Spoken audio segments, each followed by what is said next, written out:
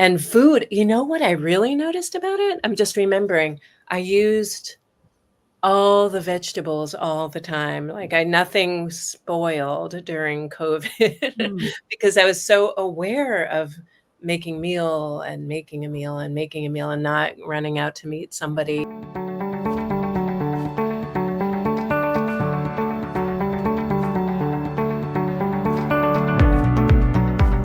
Well, I have to say I am beyond excited today because I have not only my editor who we are going to be talking with today, I've got my dear friend Madeleine Eno here with my co-host V-Lynn Hawkins. How are you, V-Lynn? Excellent. Thank you. Well, let Happy me to tell you. be here and in this conversation with Madeleine. Absolutely. And I want to tell you a little bit about Madeleine. Madeleine has been vegan for quite a while. I think it's over a decade, Madeleine, that you've been vegan. I was trying, maybe approaching a decade. Okay, because for some reason I thought it was longer than that. I remember when we went out to Cafe Yum and you were like totally vegan. And I'm like, oh, that's kind of interesting. And I was intrigued. I wasn't vegan at the time. And about 4 years ago, you discovered the power of plant-based eating. So not just vegan, but a plant-based eater and how it aligns with creativity, spirituality, consciousness, and how all of that really flows with what you do in your business with your clients. But before we get into that, I want to say an official hello to V-Lynn Hawkins. How are you, V-Lynn? I am just excellent. I'm so excited to be here. You know, I have to say that these podcast interviews are one of the most exciting things for me right now. So, Madeleine, welcome. I'm so glad to be able to get to know you and the work that you do. And so, yeah. Thanks. So let's jump right in. And Madeleine, give a little backstory of when approximately you went vegan, why you went vegan, and how that transitioned to a plant-based diet and how it all fits within your business. Yes. Well, probably I think it's probably about maybe 9 or 10 years ago. I wish I could figure it out. I had started meditating a lot, and I made myself available for, let's just say, for any information that came through while meditating. And one of the early messages was, "You're done with the meat." And I heard that voice in my head, and it was a surprise. It was a surprise to me because it was nothing on my radar. So I took it to heart, and that weekend I went down to LA to a work event, and I happened to stay with an old friend I hadn't seen in 20 years, and she was the plant-based chef and consultant at Whole Foods in LA, and she was just happened to be having a vegan potluck at her house.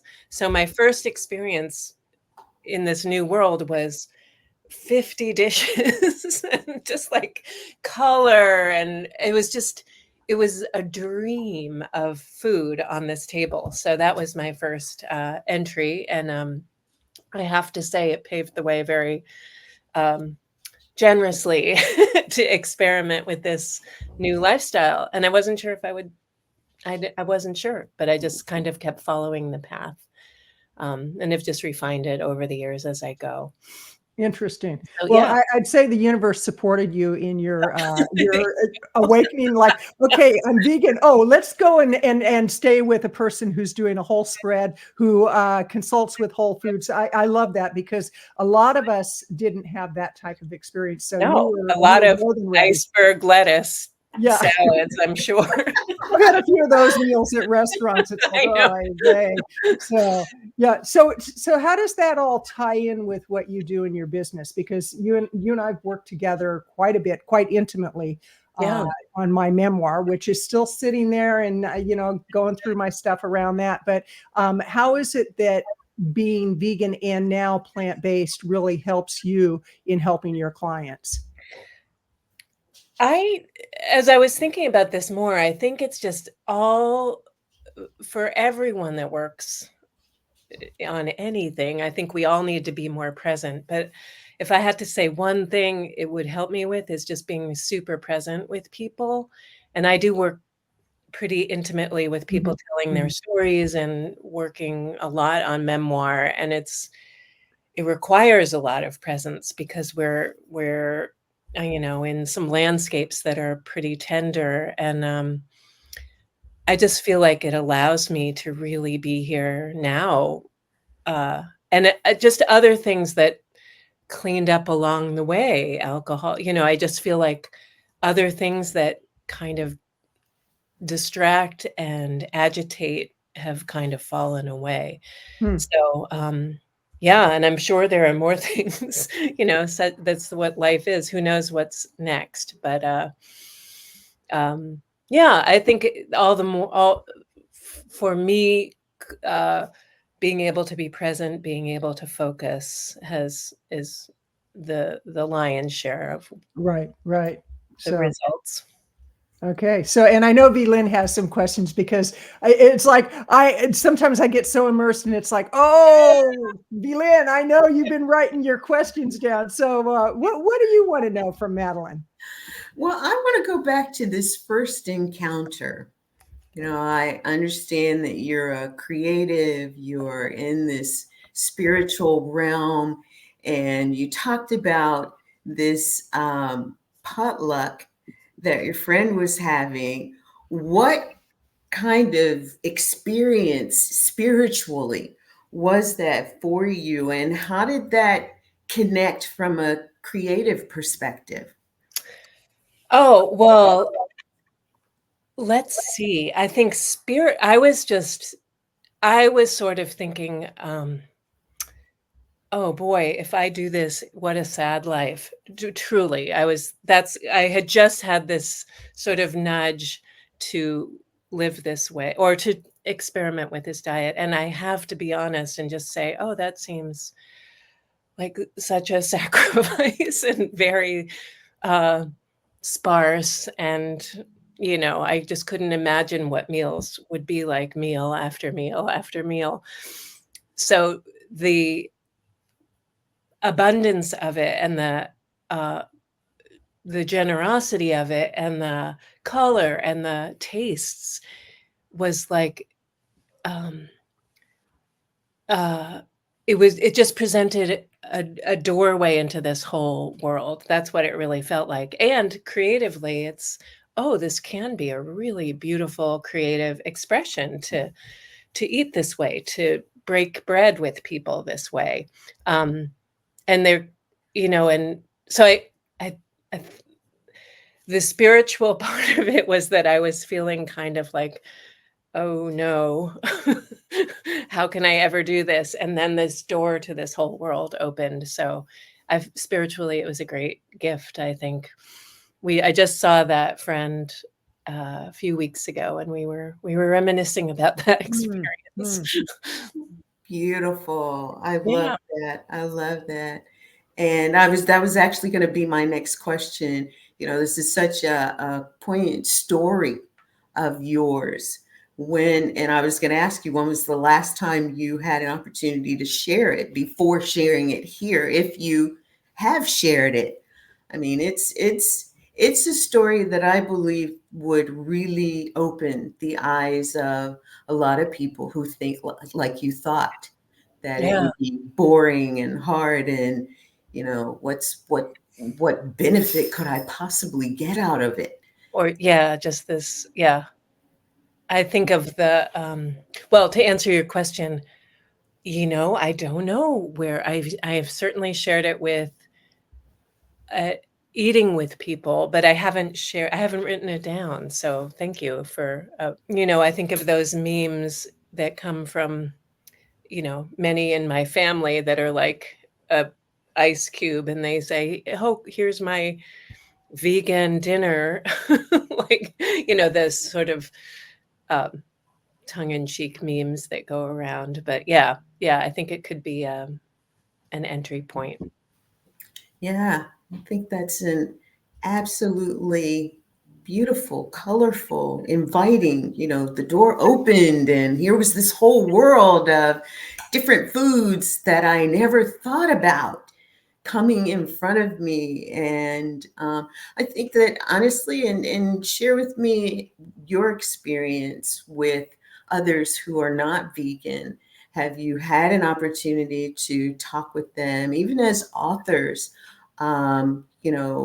to express their feelings about what veganism is? Because I have to say, when I first started, that wasn't it. I was the plant-based person. I saw all of the opportunities there with the different colors and dishes, and I still am in the process of making my way to fix some of that stuff because it's just so gorgeous. I love going places to the potlucks where other people are doing it. Yeah. Um, but for me, it was like being vegan. I did not want to tell people that I was 100% plant-based, which meant I was vegan, because I had this concept of vegans that was missing some things. And after learning about ahimsa and compassion, and just the passion that some of these activists that were aggressive actually Yeah. had, Right. I could understand it. And so tell us a little bit about your encounters in that space. Yeah. I keep a really I'm it's I I have to say for me, I feel like the decisions around diet are pretty personal. So if people ask, I will share. And if people come for dinner, I love to make food for people. So I feel like I've opened people's eyes to thinking that they would go home starving, um, but I, uh, I'm not very aggressive with how I talk about it. It's super inward and personal for me. However, one by one, I like to share it, and if people will ask about it, I'll tell them why. Um, yeah, yeah, and not you can kind of sense who really wants to hear about it and who might not really want to hear about it. So, Mhm, yeah. mhm, What's so bad about eggs? I don't understand. People who come at it like this. What could be so bad about an egg? mhm. Well, Yeah. an egg is not meat. No, no, Yeah, it's not yeah. meat. And, chickens So, deserve yeah, a nice life. yes. Yes. It's interesting. I want to interject because we actually have a couple of chickens who lay eggs, and I've had people say, "Well, why wouldn't you eat their eggs if they're really happy chickens?" And our chickens are not just happy; they're spoiled. It's like they have the rule of the roost, and they get special foods, and they get all sorts of treats, and yet I can't bring myself to consume any eggs because what it means to be vegan is that you eliminate all animal and dairy products, and people just don't understand that. Now, I'm not in a 100% vegan household, which creates some interesting dialogues, and it's really, I've had to learn to step back and allow Karen to do what she does, but she's very respectful though of what my food choices are and my lifestyle choices. Early on, I was one of those vegans that thought everybody should go vegan. But I, like Veline, I first identified as plant-based, and it took me about 6 months before I realized, oh, I'm actually vegan. And so I'm curious in your business. And before we talk about that, I want to remind people you're listening to the Veganpreneur Revolution podcast show. I'm your host, Kathleen Gage, here with my co-host, Veline Hopkins, and we are here with Madeleine Eno. And Madeleine, how does what you do privately with being vegan, does that ever spill over into your business? Do you work with vegan clients besides somebody like myself? But um, Yeah. how often do you attract vegans when they find out that you are vegan? Sometimes we find out kind of into our work together. For me in my work, I don't think it's been the thing that I lay out as a thread to follow. It's great when people, when we share that, but like you, I live in a household that's definitely not a vegan. And it, again, it's just, I feel like it's such a personal thing. So Right. Yeah. Right. Right. I was going to say, I was very similar. Kathleen and I talked a lot in the early, well, still do, but a lot of the exploration conversations between us, it was like, so how many of your clients are vegan? And I said, I have a lot of coaching clients. I have a lot of coaching connections in the health space. And I don't know who is vegan or not. I don't know who is plant-based or not. And so it was an adjustment for me to ask people, because by that time we were vegan visibility productions. And I did get a couple of sideways looks like, what? And that was interesting to bring that into the conversation because I would always start with, I was plant-based before I was vegan, or before I knew what it meant to be vegan. And then it helped me to help other people to understand what veganism was, because that was my story. But I really felt like being a plant-based vegan was definitely a deeper story than being plant-based or vegan, Mm, because there's so many misconceptions on both ends. yeah. We were talking to somebody the other day, and they were talking about, well, I'm plant-based, but I promote eating meat occasionally. Or I'm like, you're a health coach, Right. and it's like, how do you do that? I don't even understand it anymore. And She's very kind. She's like, how Right. can you do that? I'm like, how the heck do you do that? I mean, and I live in a household that is also not 100% plant-based. So, looking at people for people is the first thing. Yeah. And we've even had conversations about our work. And we believe that we've got a mission on both ends of the spectrum. So we work one-on-one with vegan only clients, plant-based vegan only clients, but everything in between, our networking, our master classes, and things that we do, we open to all who Mm, the topic is relevant for. And it sounds like that's how you operate your business as well. You're open to everyone who is in need of your services and wants to work with you. And then you subsequently find out if you've got a special connection there. yeah, and there's always a conversation about, I work like with Kathleen with people who are writing and mostly trying to write their own books and looking at the habits that sustain us. And that's one of the quadrants we look at when I'm working with clients. And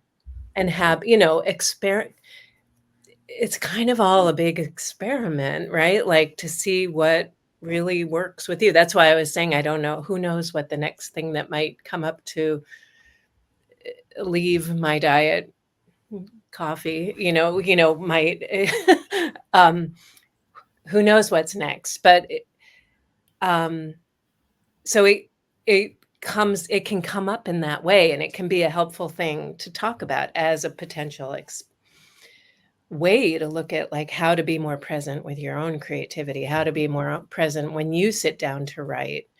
Here's what my experience has been. And I want to kind of I want to showcase what you do, and your ability to have your clients actually reveal things that were very closely protected and very hidden. Because as I was working on my memoir, you created such a safe space for me to share things that I had protected. It was like I didn't want people to know that.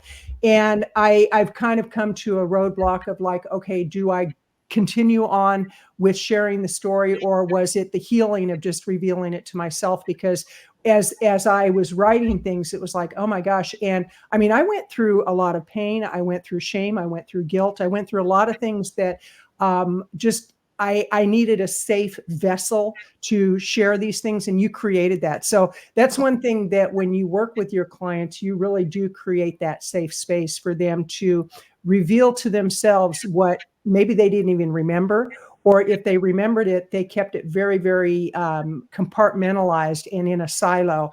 And you help people to integrate into their life the stories that really help them to become a whole person. So I wanted to acknowledge that in the way that you work with people. And you also have a process that you take people through, the golden thread, I believe you call it. Yeah. Are you still doing that with your clients? Yeah, it's evolved a little bit, but I do that and it becomes book mapping.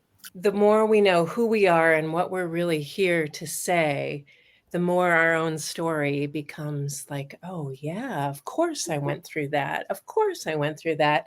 And I loved working with you, and we sort of saw that whole arc, but then this last piece fits right in the arc that we already covered. So it's almost like you get a lens on your own life through, I used to call it find your golden thread, and now it's book mapping, but it's still sort of the golden thread process under Right. there. I use human design and a few other modalities, but also just a lot of intuition about seeing that we really are in the right place, and we really have had the experiences to bring us right to here. And I work with a lot of people like you who are sharing a message, and so often we can find the roots of that message in your own story if we look back, that just give it more strength and more clarity for the listener or the reader. Right. Right.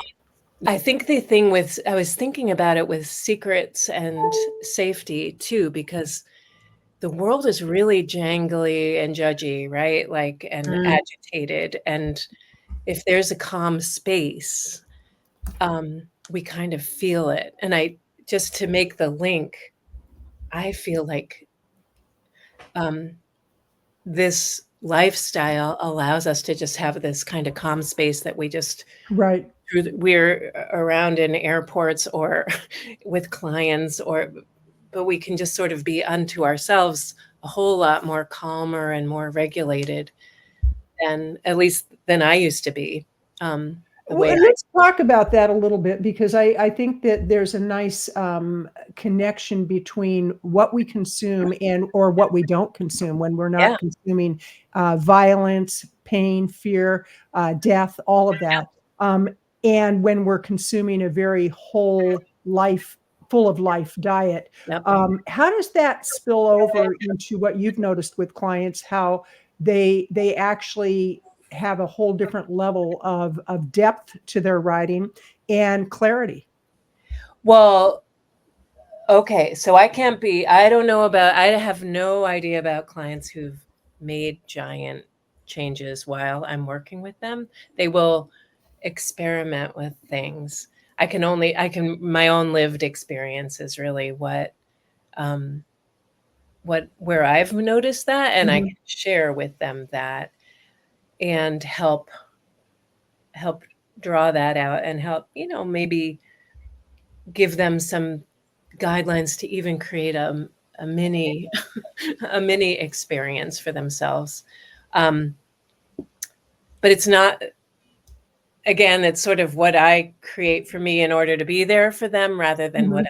I'm asking them to do. But I think you're right about our world and the violence. And I remember a yoga teacher way before I decided to um, change my life this way was talking.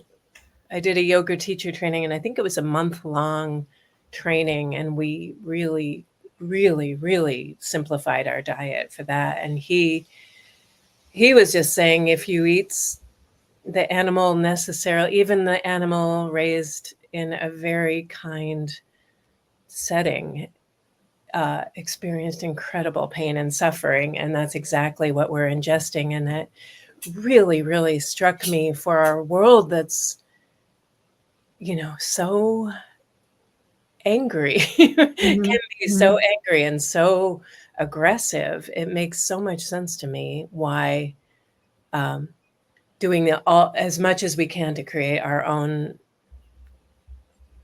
safe zone. Right. So Right. important.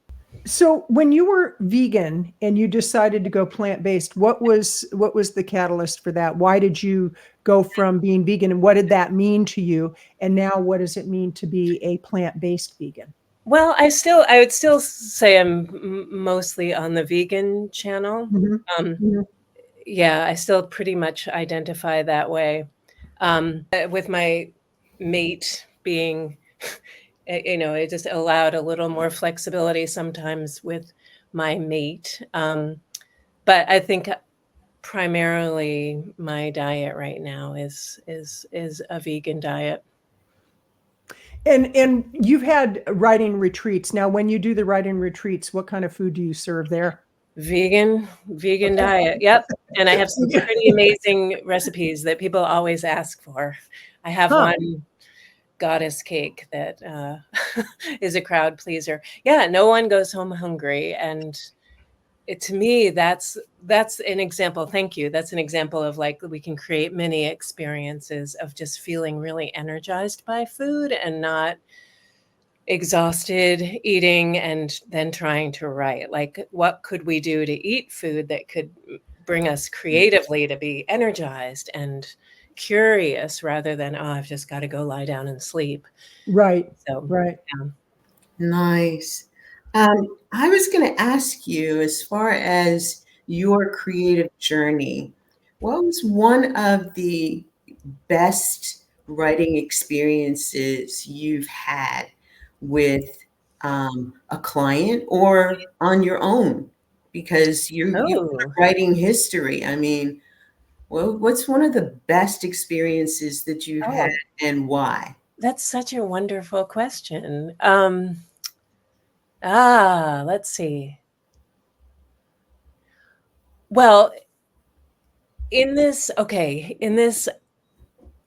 idea that we touched on before of a greater intuition, right? Greater being able to receive. I think all writing is um, bringing the metaphysical down into the physical, and we have different layers of interference with that. And many people, myself included, have a lot of interference before the beautiful idea that you have up here. It's why writing is so um, complex, because when we're just imagining our book up here, it's so beautiful and it's gossamer clouds, and then we bring it down into physical reality and it's just words on a page that feel so.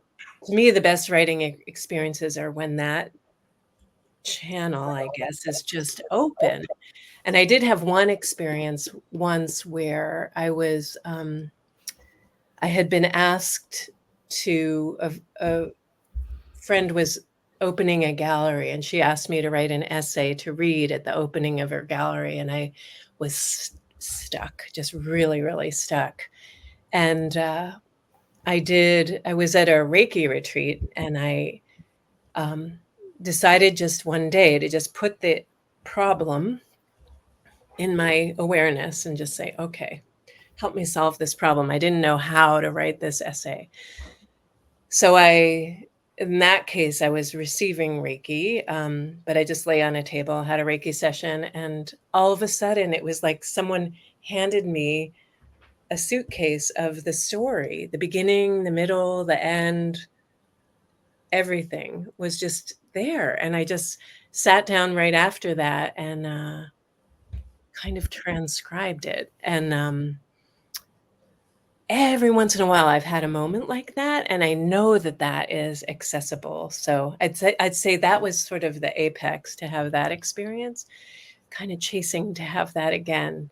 But I think the clearer are we're just a channel, right? We're just a Mhm. tool for this inspiration. So the clearer we can make the channel, the better. That actually leads into a question that I had. I've been taking notes on what you've been saying, and what I would love to Yeah. find out, because one of the things that you helped me to do was to find that that process, or if you will, strategy, or my download Yeah. opportunities.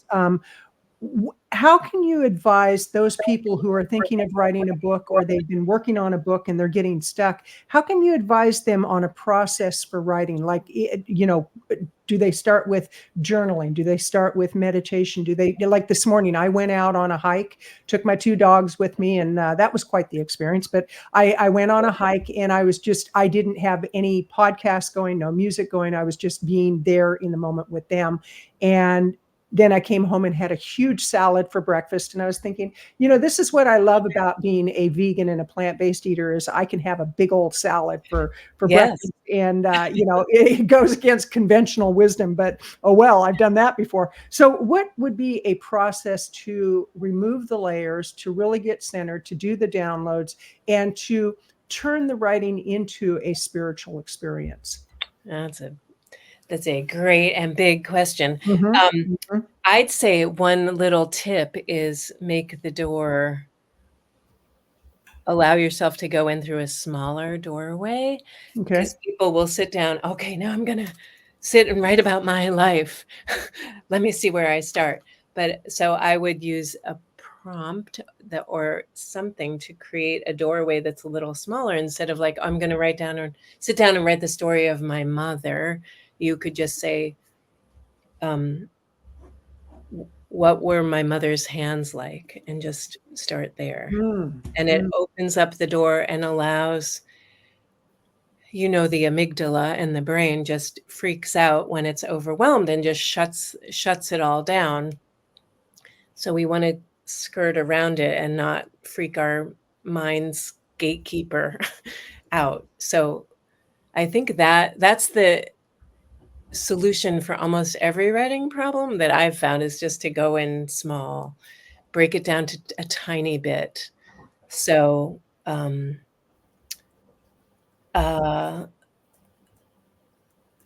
have a client who's working on a book right now about pleasure, and pleasure can be a topic like this.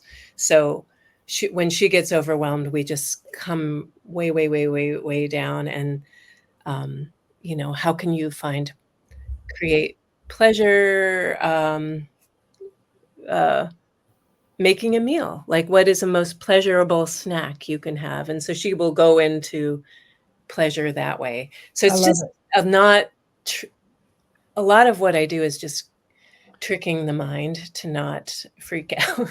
Right, right. Well, I love that you took it down to cooking a meal for pleasure, because I know that since going plant-based, I actually enjoy cooking. And Yeah. my backstory on that. I mean, I had an ex-husband that was like, okay, no meal was ever going to be a good meal. And so I was blocked from that. I didn't want to cook. I didn't like cooking. I actually despised cooking. It was like, keep me out of the kitchen. And now when I cook meals, it's like there's so much love involved in it. Yeah. And, so I'm really glad that you brought up cooking a meal as a form of pleasure, because our mind could go in so many different directions. Yeah. And this definitely, it's a nice doorway for eating a certain way and writing, and just making it small. Like, we take on way too much at once, I think, just maybe culturally or societally. I think we just want to do it all right away, and like letting little be enough.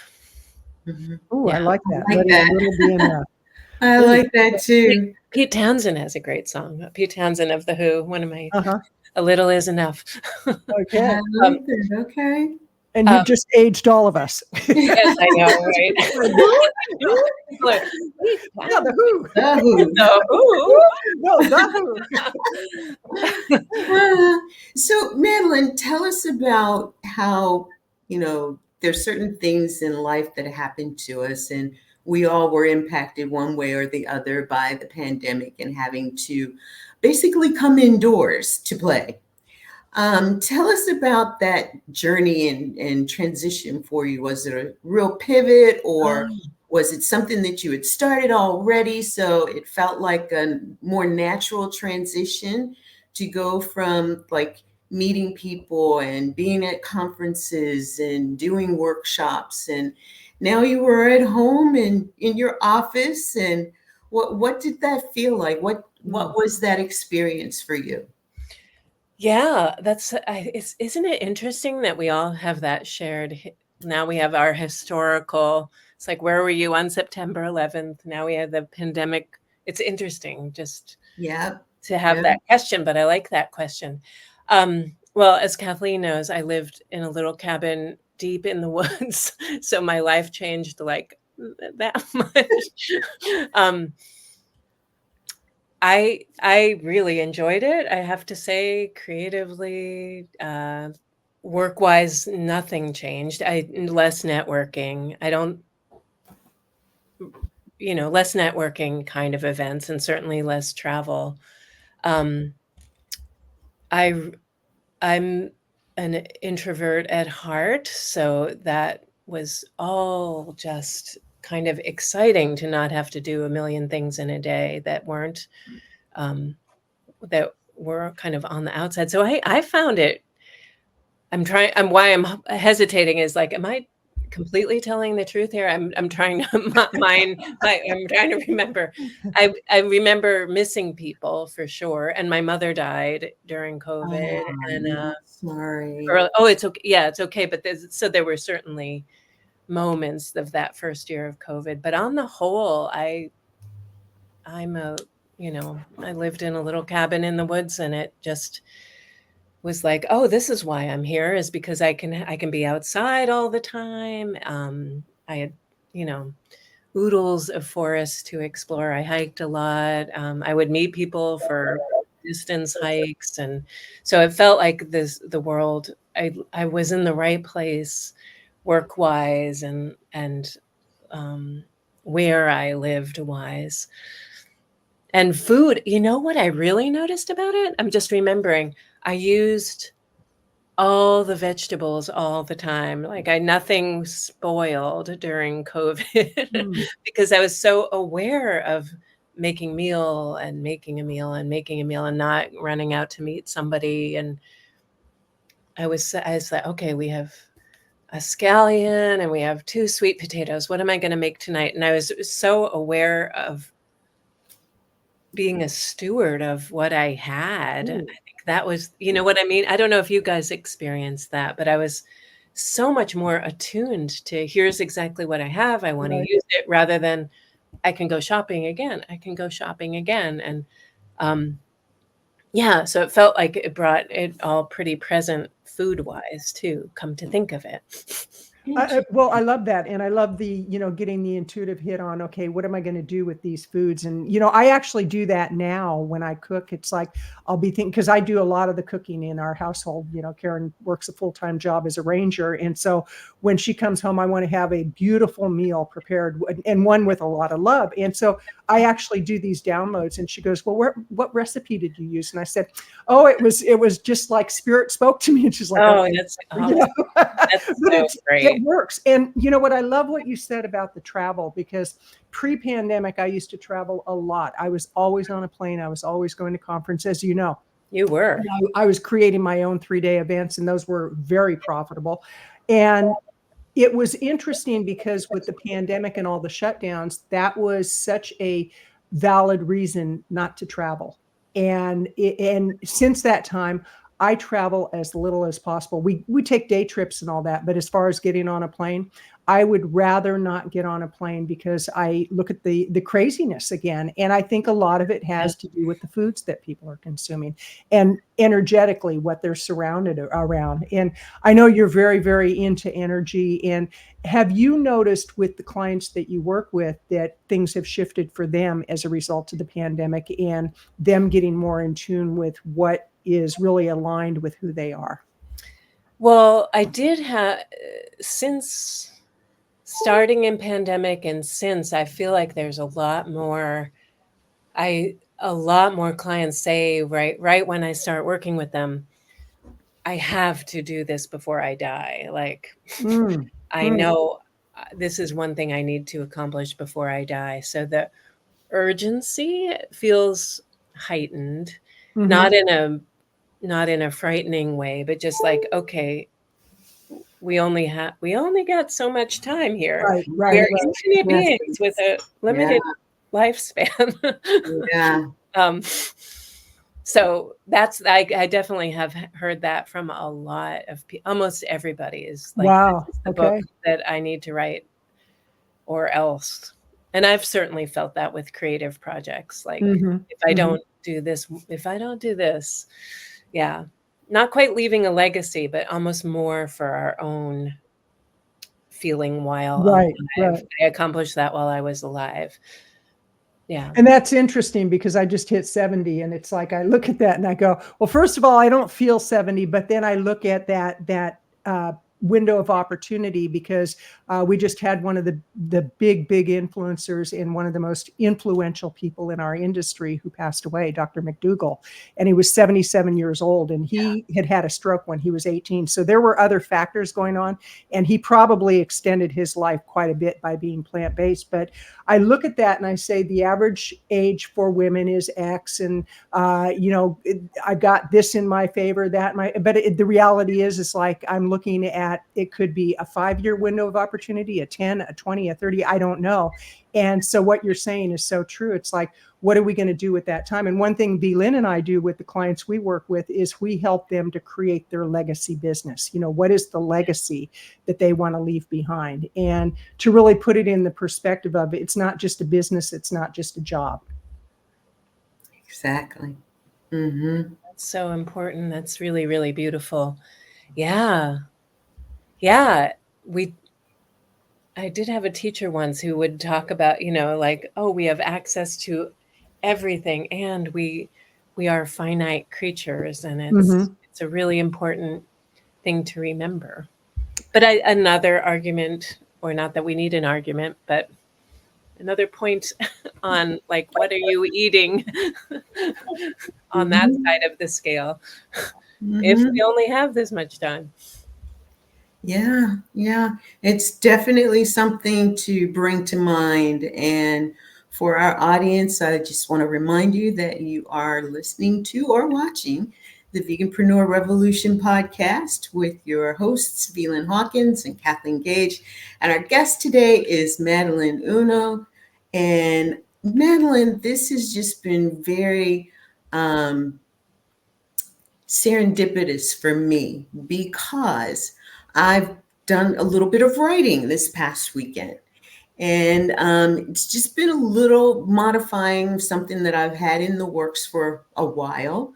But my thought was, as you brought up, time is of the essence. And that's kind of what we feel about this movement, the whole food plant-based movement. Time is of the essence. If we're looking at the woman today, the child growing up today is carrying 2 generations in her womb. What are those 2 generations going to experience when they come into a world that we have left? Yeah. And if there was anything that you had to leave with our audience about their legacy, about their commitment to living today, their best lives, what would you tell them? What would you say? Oh, I think we know what it is, and we might push it aside because we're very busy. But I believe that the people that who know they have a creative project inside themselves, and have a tendency to push it aside, there is so much transformation to those next generations, especially for women who follow their creative dreams, that it's a disservice not to listen to the nudge that we're getting for that book, for that writing, for that piece of art, whatever it might be, that we are, later on when I'm less busy, later on when I'm Mm-hmm. less busy, and we all do it. But there's so much healing that happens for us. And I think a child watching a mother who has fulfilled her creative dream is a lucky child. I That's love that. beautiful. Yeah, I yeah. love that. I love Especially the thing about, we always can find a reason to be busy. Oh my And God. it's finding the reason to pass our story on and our writing on and our artwork. I love that. And, you know, my sister just got back from Vietnam and Cambodia, and she's a fine artist. And before she left, I said, well, this must be so exciting. She goes, what I'm most grateful for is I get to go, and I know it's going to tap into my creativity. I know that I'll come back a different artist than I left, and I can put it into my artwork. And immediately when she came back, she was in her studio, and she is one who definitely lives her legacy as an artist. So, Madeleine, as you do, and as the people you work with do, thank you so much for being on our show. I was so looking forward to this, and I'm just so disappointed you're on the other coast now, and look forward to when you come back this way so that we can get together again. I'd love to see you on the other coast. Yes, thank you. And thanks so much for your graciousness, both of you. What a delight to spend the afternoon with you. Well, and how can people reach you? What's the best website? My website is Madeleine-Eno.com. Okay. And that's probably the easiest way. And not many other Madeleine Enos. So that is true. That is true. I Googled you today, and it's like, oh, she's got some presence there. And you do have presence. So Veganlyn, always a pleasure. And what are you doing about Veganlyn? You know, just to stay in the awareness that we have today and tomorrow is not promised. While we'll look forward to it and many tomorrows ahead, think about what is that one thing that you can do today that if you, like Dr. McDougall, went to sleep and didn't wake up tomorrow, would really be okay with the life that you lived. Mm-hmm. And writing is it. And even if you leave a chapter or a part of a chapter, you've left a piece of yourself. And one of the things that we definitely promote in our legacy business development that we do is, you know, don't consider it as leaving your legacy as much as you can consider it living your legacy. And do today what you can, do tomorrow what you can when it's tomorrow. That's me. That's what I have to say. Thank you. This has been great. Thank you, everybody, for tuning in. And Madeleine, you know I love you and I adore you and I appreciate you. And Veganlyn, you know I love you, I adore you, I appreciate you. I love you. And you know, and I don't say that to just any woman. So there you go. Have a great day, everybody. Thank you. Thank you. Thank you. You've been listening to the Veganpreneur Revolution podcast show with Veganlyn Hopkins and Kathleen Gage. Be sure to leave a review, give a thumbs up, and subscribe to this channel. And visit our website at veganvisibilityproductions.com. That's veganvisibilityproductions.com. Have a great day and live healthy.